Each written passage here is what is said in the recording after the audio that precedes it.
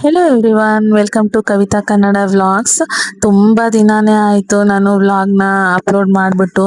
ಸ್ವಲ್ಪ ಮನೆಯಲ್ಲಿ ಇಶ್ಯೂಸ್ ಇದ್ದಿದ್ದರಿಂದ ಮಕ್ಕಳನ್ನ ನೋಡಿಕೊಂಡು ನನಗೆ ವಿಡಿಯೋ ಮಾಡೋದಕ್ಕೆ ಆಗ್ತಾ ಇರಲಿಲ್ಲ. ಸೊ ಹಾಗಾಗಿ ನಾನು ಸ್ವಲ್ಪ ದಿನ ಸ್ಟಾಪ್ ಮಾಡಿಬಿಟ್ಟಿದ್ದೆ.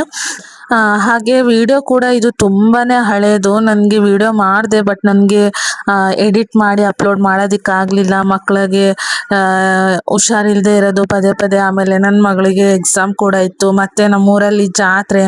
ಸೊ ಹಾಗಾಗಿ ಆ ಇಶ್ಯೂಸಿಂದ ನನಗೆ ವಿಡಿಯೋನ ಅಪ್ಲೋಡ್ ಮಾಡೋದಕ್ಕಾಗಲಿಲ್ಲ. ಸೊ ಇವಾಗ ನಾನು ಈ ವಿಡಿಯೋನ ಅಪ್ಲೋಡ್ ಮಾಡ್ತಾ ಇದ್ದೀನಿ. ಇವತ್ತು ನಾನು ಮಾಡುವಂಥ ಪ್ರತಿಯೊಂದು ಕೆಲಸನೂ ತುಂಬ ಡೀಟೇಲಾಗಿ ಕ್ಯಾಪ್ಚರ್ ಮಾಡ್ಕೋಬೇಕು ಅಂತಲೇ ಈ ಒಂದು ವಿಡಿಯೋನ ಮಾಡಿರೋದು. ಸೊ ಮಾರ್ನಿಂಗ್ 3:30ಗೆಲ್ಲ ಎದ್ಬಿಟ್ಟಿದ್ದೆ. ಫುಲ್ ವಿಡಿಯೋನ ಕ್ಯಾಪ್ಚರ್ ಮಾಡಿಕೊಂಡು ಅಪ್ಲೋಡ್ ಮಾಡೋಣ ಅಂತ ಅಂದ್ಕೊಂಡು ಸೊ ಬೇಗ ಎದ್ದಿದ್ದೆ. ಪ್ರತಿಯೊಂದನ್ನು ನಾನು ಏನೇನು ಕೆಲಸ ಮಾಡಿದ್ದೀನಿ, ನನಗೆ 3:30 to 10 o'clockವರೆಗೂ ಏನೇನು ಕೆಲಸ ಆಗಿದೆ ಅನ್ನೋದನ್ನು ನಾನು ಇವತ್ತು ಅಪ್ಲೋಡ್ ಮಾಡಬೇಕು ಅಂತ ಅಂದ್ಕೊಂಡು ಡೀಟೇಲಾಗಿ ವಿಡಿಯೋನ ಕ್ಯಾಪ್ಚರ್ ಮಾಡ್ಕೊಳ್ಳೋಣ ಅಂತಂದು ಈ ಒಂದು ವಿಡಿಯೋನ ನಾನು ಮಾಡ್ತಾ ಇದ್ದೀನಿ. ಯಾವಾಗ್ಲೂ ಸ್ವಲ್ಪ ಸ್ವಲ್ಪ ಮಾಡಿಬಿಟ್ಟು ಆಲ್ಮೋಸ್ಟ್ ಒಂದು 5 minutes ಅಥವಾ 7 or 10 ಈ ಥರದ್ರಲ್ಲಿ ನಾನು ಅಪ್ಲೋಡ್ ಮಾಡ್ತಾ ಇದ್ದೆ, ಟೈಮಿಂಗ್ಸ್ ನೋಡಿಕೊಂಡು. ಫುಲ್ ತುಂಬ ಲಾಂಗ್ ವಿಡಿಯೋನ ನನ್ನಿಂದ ಅಪ್ಲೋಡ್ ಮಾಡೋಕೆ ಆಗ್ತಾ ಇರಲಿಲ್ಲ. ಸೊ ಹಾಗಾಗಿ ಈ ಸರಿ ಸ್ವಲ್ಪ ಲಾಂಗ್ ವಿಡಿಯೋನ ಅಪ್ಲೋಡ್ ಮಾಡೋಣ ಅಂತ ಅಂದ್ಕೊಂಡು ಮಾಡ್ತಾ ಇದ್ದೀನಿ. ಸೊ ಬೆಳಗ್ಗೆ ಎದ್ಬಿಟ್ಟು ಇದೇ ಒಂದು ದೊಡ್ಡ ಕೆಲಸ ಆಗ್ಬಿಡತ್ತೆ ಹೆಣ್ಮಕ್ಳಿಗೆ. ಬೆಳಗ್ಗೆ ಎದ್ಮೇಲೆ ಹೊರಗಡೆ ಕ್ಲೀನ್ ಮಾಡಿಕೊಂಡು ರಂಗೋಲಿ ಹಾಕೋದೇ ಒಂದು ದೊಡ್ಡ ಕೆಲಸ. ಎಷ್ಟೇ ಟೈಮ್ ಇದ್ರೂ ಕೂಡ ಈ ಕೆಲಸ ಆಗದೇನೆ ಯಾವ ಕೆಲಸನೂ ಆಗೋದೇ ಇಲ್ಲ. ಸೊ ಹಾಗಾಗಿ ಬೆಳಗ್ಗೆ ಎದ್ಬಿಟ್ಟು ಫಸ್ಟ್ ಸ್ನಾನ ಮುಗಿಸ್ದೋಡೆ ನಾನು ಈ ಕೆಲಸನ ಸ್ಟಾರ್ಟ್ ಮಾಡಿದೆ. ಫುಲ್ ಎಲ್ಲ ಕತ್ಲು, ಯಾರು ಕೂಡ ಎದ್ದಿರ್ಲಿಲ್ಲ. 3:30 4 o'clock ಅಂದರೆ ಯಾರು ಎದ್ದಿರ್ತಾರೆ? ಆಫ್ಟರ್ 6 o'clock ಅಂತ ಅಂದರೆ ಎಲ್ಲ ಎದ್ದಿರ್ತಾರೆ. ಸ್ವಲ್ಪ ಜನ ಅಂತೂ ಎದ್ದೇ ಇರ್ತಾರೆ ಆ ಟೈಮಲ್ಲಿ. ಬಟ್ ಅಷ್ಟೊತ್ತಿಗೆ ಅಂತ ಅಂದರೆ ಯಾರೂ ಎದ್ದಿರೋದಿಲ್ಲ.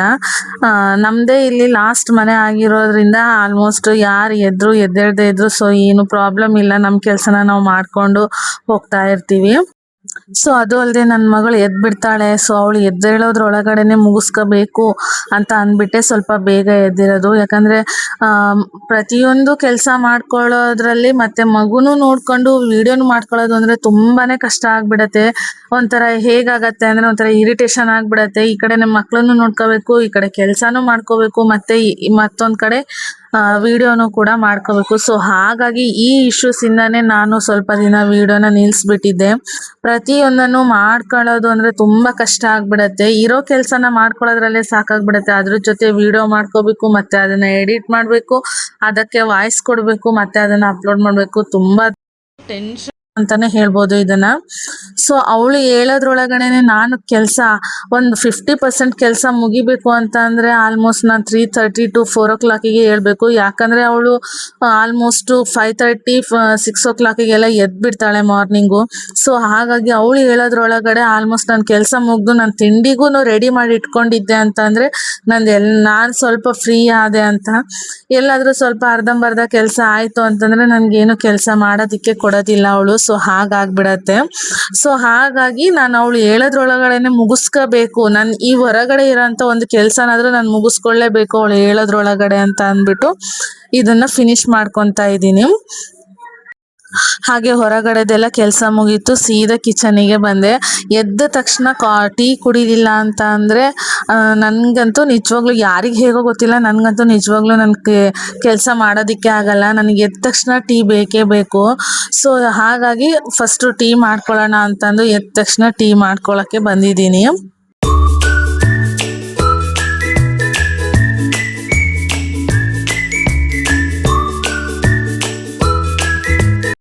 ಹಾಗೆ ಟೀ ಮಾಡ್ಕೊಳ್ಳೋಕ್ಕೂ ಮುಂಚೆ ಇವಾಗ ರೆಡಿ ಲೋಬನ ಬಂದಿದ್ದಾವಲ್ವ, ಆಲ್ಮೋಸ್ಟ್ ನಾನು ಅದನ್ನೇ ಯೂಸ್ ಮಾಡೋದು ಮನೇಲಿ. ಸೊ ಹಾಗಾಗಿ ಅದನ್ನು ಒಂದು ಕಿಚನ್ ರೂಮಲ್ಲಿ ಹಚ್ಚಿಡೋಣ ಅಂತ ಅಂದ್ಕೊಂಡು ಅದನ್ನು ಹಚ್ತಾ ಇದ್ದೀನಿ. ಅದ್ರ ಸ್ಮೆಲ್ ಎಷ್ಟು ಚೆನ್ನಾಗಿದೆ ಅಂತ ಅಂದರೆ ಸ್ಮೆಲ್ ನೋಡ್ತಾ ಇದ್ದರೆ ಯಾರಿಗಾದ್ರೂ ಅಷ್ಟೇ ಒಂಥರ ಎನರ್ಜಿ ಬಂದಂಗೆ ಆಗುತ್ತೆ ಕೆಲಸ ಮಾಡೋದಕ್ಕೆ, ಒಂಥರ ಪಾಸಿಟಿವ್ ಫೀಲಿಂಗು ಅದ್ರ ಸ್ಮೆಲ್ ತಗೋತಾ ಇದ್ದರೆ. ಸೊ ಹಾಗಾಗಿ ಅದನ್ನು ಒಂದು ಹಚ್ಕೊಂಡು ಆ ನಂತರ ನಾನು ಕೆಲಸ ಮಾಡ್ಕೊಳ್ಳೋಣ ಅಂತಂದು ಅದನ್ನ ಹಚ್ಚಿಟ್ಕೊಂಡು ಟೀಗೆ ರೆಡಿ ಮಾಡ್ತಾ ಇದ್ದೀನಿ.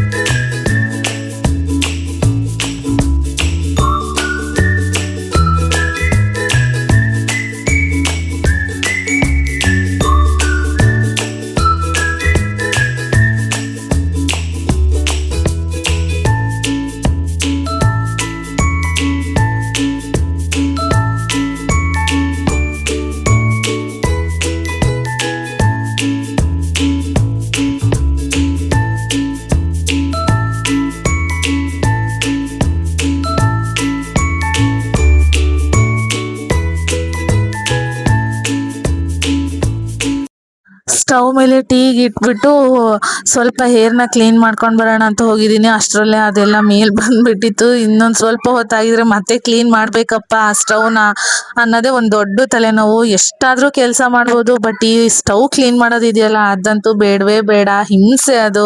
ಯಾರಿಗಾದರೂ ಬೇಕಪ್ಪ ಈ ಕೆಲಸ ಅಂತ ಅನ್ಸ್ಬಿಡತ್ತೆ. ಸ್ಟವ್ ಕ್ಲೀನ್ ಮಾಡೋದು ಅಷ್ಟು ಹಿಂಸೆ ಆಗ್ಬಿಡತ್ತೆ. ಅದರಲ್ಲೂ ನಮ್ಮದು 4 ಸ್ಟವ್ ಇರೋದ್ರ 4 ಒಲೆ ಇರೋದ್ರಿಂದ ನನಗಂತೂ ತುಂಬಾನೇ ಹಿಂಸೆ. ಸ್ವಲ್ಪ ಗಲೀಜಾದ್ರೂ ಒಂಥರ ಹಿಂಸೆ ಆಗ್ಬಿಡತ್ತೆ. ಕ್ಲೀನ್ ಮಾಡ್ಬೇಕಲ್ಲ ಅನ್ನೋದೇ ಒಂದು ಟೆನ್ಷನ್ ಆಗ್ಬಿಡತ್ತೆ. ಸೊ ಹಾಗಾಗಿ ಬೇಗ ಬಂದೆ, ಎಲ್ಲಿ ಚೆಲ್ಲೋಗ್ಬಿಡತ್ತೋ ಎಲ್ಲ ಅಂತ ಅಂದ್ಬಿಟ್ಟು ಅಷ್ಟರಲ್ಲಿ ಅಷ್ಟೊಂದೇನು ಇದು ಆಗಿರಲಿಲ್ಲ. ಸೊ ಬೇಗ ಬಂದವಳೆ, ಅದನ್ನ ಸ್ವಲ್ಪ ಲೋ ಫ್ಲೇಮ್ ಮಾಡಿದೆ. ಸೊ ಮಾರ್ನಿಂಗ್ ಬ್ರೇಕ್ಫಾಸ್ಟ್ಗೆ ನೆನ್ನೆ ನೈಟೇನೆ ಪ್ಲಾನ್ ಮಾಡಿ ಇಟ್ಕೊಂಡಿದ್ದೆ, ದೋಸೆ ಮಾಡೋಣ ಅಂತ ಅಂದ್ಬಿಟ್ಟು ಎಲ್ಲ ಇಟ್ಕೊಂಡಿದ್ದೆ ನೆನ್ನೆ ನೈಟು. ಸೊ ಅದಕ್ಕೆ ಆಲ್ಮೋಸ್ಟ್ ಯಾವಾಗಲೂ ಆಲೂಗೆಡ್ಡೆ ಪಲ್ಯ ಚಟ್ನಿ ಅದು ಯಾವಾಗಲೂ ಕಾಮನ್ ಆಗಿರುತ್ತೆ. ಸೊ ತುಂಬ ದಿನ ಆಗಿದೆ ಹೆಸರುಕಾಳು ಪಲ್ಯ ಆಲೂಗೆಡ್ಡೆ ಹೆಸರುಕಾಳು ಪಲ್ಯ ತಿಂದ್ಬಿಟ್ಟು ದೋಸೆಗೆ. ಸೊ ಹಾಗಾಗಿ ನಾನು ಹೆಸರುಕಾಳು ಪಲ್ಯ ಮಾಡೋಣ ಇವತ್ತು, ತುಂಬಾನೇ ದಿನ ಆಯಿತು. ಯಾವಾಗಲೂ ಆಲೂಗೆಡ್ಡೆ ಪಲ್ಯ ತಿಂತಾನೆ ಇರ್ತೀವಲ್ವ, ಬೋರ್ ಆಗ್ತಾ ಇರತ್ತೆ ಅಂತ ಅಂದ್ಕೊಂಡು ಹೆಸರುಕಾಳು ಪಲ್ಯಕ್ಕೇನೆ ಏನೇನು ಬೇಕೋ ಎಲ್ಲ ರೆಡಿ ಮಾಡಿ ಇಟ್ಕೊಂಡಿದ್ದೆ.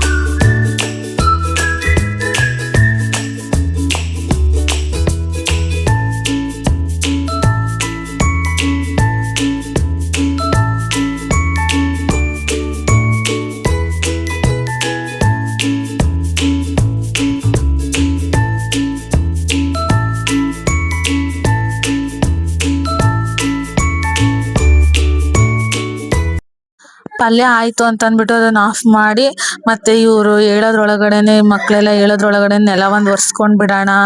ಮತ್ತೆ ಅವ್ರು ಎದ್ರು ಅಂದರೆ ಮತ್ತೆ ಎಲ್ಲ ಹಳ್ತಾರೆ. ಆವಾಗ ಮತ್ತೆ ಕ್ಲೀನ್ ಮಾಡಿ ಮತ್ತೆ ಒರೆಸ್ಬೇಕು, ಆಗೋದೇ ಇಲ್ಲ, ತುಂಬ ಲೇಟ್ ಆಗಿಬಿಡತ್ತೆ. ಸೊ ಹಾಗಾಗಿ ಅವ್ರು ಹೇಳೋದ್ರೊಳಗಡೆನೆ ಒರೆಸ್ಬೇಕು ಅಂತ ಅಂದ್ಕೊಂಡು ಸೊ ಬೇಗ ಬೇಗ ಅತ್ಲಾಗ ನೆಲ ಕ್ಲೀನ್ ಮಾಡ್ಕೊಂಡು ಬಿಡೋಣ ಅಂತಂದು ಒರೆಸ್ಕೊತಾ ಇದ್ದೀನಿ. ಮಕ್ಕಳು ಎದ್ರು ಅಂದರೆ ಯಾವ ಕೆಲಸನೂ ಆಗಲ್ಲ. ಯಾರಾದ್ರೂ ಅಷ್ಟೇ, ಪ್ರತಿಯೊಬ್ಬರಿಗೂ ಅದೇ ಸಮಸ್ಯೆನೇ. ಮಕ್ಕಳು ಎದ್ರೆ ಯಾವ ಕೆಲಸನೂ ಆಗಲ್ಲ. ಮಕ್ಕಳು ಮನೇಲಿದ್ರೆ, ಸ್ಕೂಲಿಗೆ ಹೋಗದೆ ಮನೇಲಿದ್ರೆ ಯಾವ ಕೆಲಸನೂ ಆಗಲ್ಲ. ಯಾಕಾದರೂ ರಜಾ ಕೊಡ್ತಾರೋ ಅವ್ರಿಗೆ ಅಂತ ಅನ್ನಿಸ್ಬಿಡತ್ತೆ ಕೆಲವೊಂದು ಟೈಮು, ಸ್ಕೂಲ್ ಯಾಕಾದರೂ ಇಲ್ವೋ ಅಂತ ಅಂದು. ಸೊ ಹಾಗಾಗಿ ಅವ್ರು ಹೇಳೋದ್ರೊಳಗಡೆನೆ ಸ್ವಲ್ಪ ಬೇಗ ಕೆಲಸ ಮುಗಿಸ್ಕೊಬಿಡೋಣ. ಆಲ್ಮೋಸ್ಟ್ ಒಂದು 90% ಆದರೂ ಮುಗೀತು ಅಂದರೆ ನಾನು ಸ್ವಲ್ಪ ಫ್ರೀ ಆಗಿರ್ಬೋದಲ್ಲ ಇವತ್ತು, ಸ್ವಲ್ಪ ಆರಾಮಾಗಿ ಕೂತ್ಕೋಬೋದು. ಆ ಥರ ಒಂದು ಇಂಟೆನ್ಷನ್ನಿಂದ ಸ್ವಲ್ಪ ಬೇಗನೆ ಕೆಲಸ ಮುಗಿಸ್ಕೊಳ್ಳೋಣ ಅಂತ ಮಾಡ್ಕೊತಾ ಇದ್ದೀನಿ.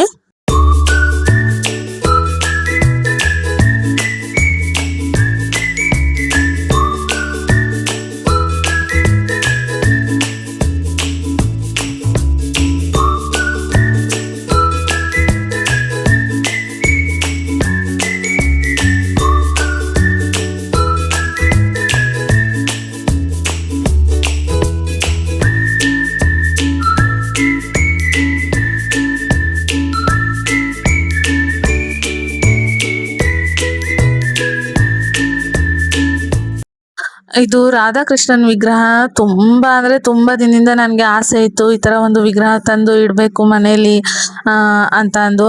ಬಟ್ ನಮ್ಮ ಮನೇಲಿ ಸ್ವಲ್ಪ ಚಿಕ್ಕದಿರೋದ್ರಿಂದ, ಸ್ಪೇಸು ಜಾಗ ಇಲ್ಲದೆ ಇರೋದ್ರಿಂದ ನಾನೇನು ಅಂದ್ಕೊಂಡೆ ಬೇಡ ಅಂತ ಅಂದ್ಬಿಟ್ಟು, ನಮ್ಮ ಸಾಗರದಲ್ಲಿ ಜಾತ್ರೆ ಇದ್ದಾಗ ಹಾಗೆ ಜಾತ್ರೆಗೆ ಅಂತ ಹೋದಾಗ ಇದನ್ನು ನೋಡಿಬಿಟ್ಟು ಬಿಡೋದಕ್ಕೆ ಮನಸ್ಸೇ ಆಗಲಿಲ್ಲ. ಅಷ್ಟು ಚೆನ್ನಾಗಿತ್ತು ಲುಕ್, ಒಂಥರ ಅಷ್ಟು ಚೆನ್ನಾಗಿತ್ತು ಅದರ ಲುಕ್ಕು. ಹಾಗಾಗಿ ತುಂಬ ಇಷ್ಟಪಟ್ಟು ನೋಡೋಣ ಹೇಗಾದರೂ ಅಡ್ಜಸ್ಟ್ ಮಾಡಿ ಇಟ್ಕೊಂಡ್ರೆ ಆಯ್ತು ಆಯ್ತು ಅಂತ ತುಂಬಾ ಆಸೆ ಪಟ್ಟು ತಗೊಂಡ್ ಬಂದೆ. ಅದೇ ಟೈಮ್ಗೆ ನನ್ನ ಚಿಕ್ಕ ಮಗಳು ಎದ್ಬಿಟ್ಲು. ಅನ್ಕೊಂಡು ಇವಳು ಹೇಳ್ತಿದ್ದಂಗೆ ಓ ಇವತ್ತು ಕೆಲಸ ಮುಗೀತು, ಇವಳು ಎದ್ಬಿಟ್ಲು, ಇನ್ ಕೆಲಸ ಮುಗೀತು ಅಂತ ಅನ್ಕೊಂಡೆ. ಎಷ್ಟು ಚೆನ್ನಾಗಿ ಕಾಣಿಸ್ತಾ ಇದೆ ಅಂತಂದ್ರೆ ಕೃಷ್ಣನ್ ವಿಗ್ರಹ ಅಷ್ಟು ತುಂಬಾನೇ ಇಷ್ಟ ಆಗ್ಬಿಟ್ಟಿತ್ತು ನನ್ಗೆ. ಅದು ಅಷ್ಟು ಚೆನ್ನಾಗಿತ್ತು. ಆಕ್ಚುಲಿ ಅದು ಇದ್ದಿದ್ದು ಕೂಡ ಒಂದೇ ಒಂದ್ ಪೀಸು, ತುಂಬಾ ಇಷ್ಟ ಆಯ್ತು. ಬಿಟ್ರೆ ಮತ್ತೆ ಯಾರಾದ್ರೂ ತಗೋಬಿಡ್ತಾರೆ ಅಂತ ತಕ್ಷಣಕ್ಕೆ ಪರ್ಚೇಸ್ ಮಾಡ್ಕೊಬಿಟ್ಟೆ ಅದನ್ನ. ಅಷ್ಟರಲ್ಲೇ ಇವಳು ಎದ್ಬಿಟ್ಲು. ಮತ್ತೆ ಆಲ್ಮೋಸ್ಟ್ ಆಗ್ಲೇ 8:30 ಆಗಿತ್ತು ಅಂತ ಅನ್ಸತ್ತೆ. ಸೊ ಮತ್ತೆ ಇಲ್ಲ ಮಕ್ಕಳೆಲ್ಲ ಎದ್ಬಿಡ್ತಾರೆ, ಅವಳನ್ನ ಸ್ಕೂರಿಗೆ ಬೇರೆ ಕಳಿಸ್ಬೇಕಲ್ಲ ನನ್ನ ಮಗಳನ್ನ. ಸೊ ಹಾಗಾಗಿ ದೋಸೆ ಹಾಕಿದ್ರೆ ಆಯ್ತು, ಅವಳಿಗೆ ಲಂಚ್ ಬಾಕ್ಸ್ ಎಲ್ಲ ಪ್ರಿಪೇರ್ ಮಾಡ್ಬೇಕಲ್ವಾ. ಸೊ ಹಾಗಾಗಿ ಮಾಡಿದ್ರೆ ಆಯ್ತು ಅಂತ ಅಂದ್ಬಿಟ್ಟು ಅವಳು ಎದ್ದಿದ್ಲು, ಸ್ನಾನಕ್ಕೆ ಹೋಗಿದ್ಲು. ಹಾಗಾಗಿ ಬೇಗ ಬೇಗ ತಿಂಡಿ ಹಾಕೊಟ್ಬಿಟ್ಟು ಹಾಕೊಟ್ಬಿಡೋಣ ಅಂತ ಅನ್ಕೊಂಡು ಬ್ರೇಕ್ಫಾಸ್ಟ್ ರೆಡಿ ಆಯ್ತು. ದೋಸೆ ಹಾಕ್ಬೇಕು. ಇವಳು ಸ್ವಲ್ಪ ತರಲೆ ಏನಾದ್ರೂ ಮಾಡ್ತಾನೆ ಇರ್ತಾಳೆ, ಕಿತಾಪತಿ ಸುಮ್ಮನೆ ಇರೋದೇ ಇಲ್ಲ. ಏನಾದ್ರೂ ಎಳಿಯೋದು ಚೆಲ್ಲೋದು ಬರೀ ಇದನ್ನೇ ಮಾಡ್ತಾ ಇರ್ತಾಳೆ. ಸೊ ಹಾಗಾಗಿ ಅವಳನ್ನ ಯಾವಾಗ್ಲೂ ನೋಡ್ಕೊಂತಾನೆ ಇರ್ಬೇಕು. ನನ್ನ ಹಸ್ಬೆಂಡ್ ಕೂಡ ಎದ್ರು ಟೀ ಬೇಕು ಅಂತ ಕೇಳಿದ್ರು. ಸೊ ಹಾಗಾಗಿ ಸ್ವಲ್ಪ ಟೀ ಮಾಡೋಣ ಅಂತ ಟೀಗೆ ಇಡ್ತಾ ಇದ್ದೀನಿ. ಮತ್ತೆ